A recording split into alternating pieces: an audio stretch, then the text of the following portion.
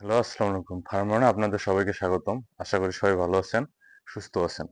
তো আপনারা সাধারণত আজকে আমি যে কথাটা বলবো সেটা হচ্ছে প্রান্তিক লেভেলের যারা খামার করে, অর্থাৎ দেখা যায় যে ৫টা ৭টা বা ৮টা গরু যারা আপনারা পালন করেন, আমি তাদের উদ্দেশ্যে কিছু কথা বলবো। যদি আপনাদের যদি ভালো লাগে, আপনারা বিষয়টা ভাবতে পারেন। সেটা হলো যে আমাদের আ প্রান্তিক খামারি অথবা দেখা যাচ্ছে যে আমরা সাধারণত যে ৫টা ৭টা যারা গাভী পালন করি তারা কি করি যে আমাদের দেখা গেছে যে এই গাভীটা আমার হচ্ছে দেখা যায় ৮ থেকে ১০ লিটার বা ৬ থেকে ৮ লিটার এরকম দুধ দেয়।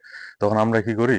এই গাভীটা দেখা যায় যে ৬ মাস ৭ মাস পর্যন্ত আমরা এই গাভীটা মনে করেন যে বাছুর দিয়ে দুধ খাওয়াই অথবা মনে করেন যে দুধ দহন করি।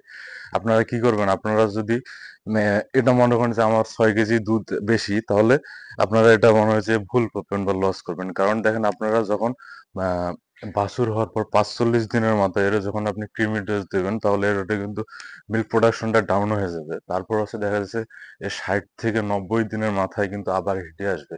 তাহলে আপনারা ৬০ থেকে ৯০ দিনের মধ্যে তাহলে যদিও কনসেপ্ট করে তাহলে আবার আপনার অ্যা একটা আপনারা বাছুর পাইতেছেন বছরের মাথায়। কিন্তু আপনারা যখন ৬ মাস পর্যন্ত দুধ খাওয়াবেন বা ৬ মাস পর্যন্ত ৬০ দিনের মাথায় বা ৪৫ দিনের মাথায় এরা কৃমি ডোজ না দিবেন তখন ওরা আরো কিন্তু লেটে হিটে আসবে।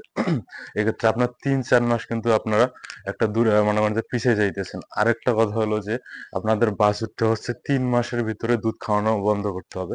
তাহলে হচ্ছে কি গাভীটার হচ্ছে শরীরটা আরো অনেক ভালো থাকবে।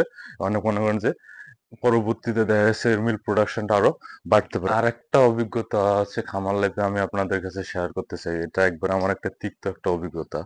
যেটা আমি দেখছি যে আমার এই বকনাটা হচ্ছে ২৪ মাস বেশি ২৬ মাসের মতো চলতেছে।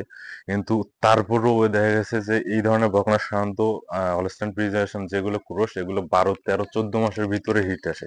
কিন্তু যখন দেখা যায় যে না ২ বছর ২৪ মাস ২০ মাস পার হয়ে যাওয়ার পরেও যখন হিটে আসে না তখন আমরা কিন্তু অনেক হয়েছে। কারণ খামার করতে গেলে অনেক ধৈর্য লাগে দ্বিতীয়ত কথা যে আমরা যারা সাধারণত প্রান্তিক লেভেলের খামারি, আমাদের খামারের দেখা যাচ্ছে ডেইলি ৪০০-৫০০ টাকা কস্ট। আর এই ধরনের এবিলিটিতে দেখা যায় যে আরো যদি সঠিক সময়ে বখনাগুলো যদি কনসেপ্ট না করানো যায়, তাহলে হচ্ছে আরো অনেক খামার চালাটা আরো অনেক টাফ হয়ে যায়।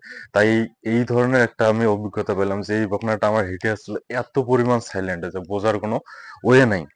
তারপর হচ্ছে আরেকটা যে এর পিছন দিয়ে কোনো অর্থাৎ মিউকাস বা পাতলা যে এগুলো বাড়ায় এগুলো বাইর হয় নাই। তারপর কোনো লাফালাফি করে না, ঝাপাঝাপি করে না। প্রচুর টেনশনে। তারপর হচ্ছে আপনার ২৪ মাসের পর এবার ডাক্তার দিয়ে দেখানোর পর দেখা গেল যে ভিতরে হিট আসছে এবং তারপর হচ্ছে সিমেন্ট দেওয়ার পর এটা কনসেপ্ট করেছে। তাহলে আপনারা এই বিষয়টা একটু খেয়াল রাখবেন এবং এইরকম যদি আপনাদের মনে হয় আপনারা আগেই ঘাবড়াবেন না বা গরুগুলো আপনাদের বিক্রি করে দিবেন না। আপনারা অবশ্যই কোনো এআই কর্মী দ্বারা ডাক দিয়ে নিয়ে আসি আপনারা বিষয়টা নিশ্চিত হবেন। সবাই ভালো থাকবেন, সুস্থ থাকবেন। দেখা হবে আগামী ভিডিওতে। সে পর্যন্ত আল্লাহ হাফেজ।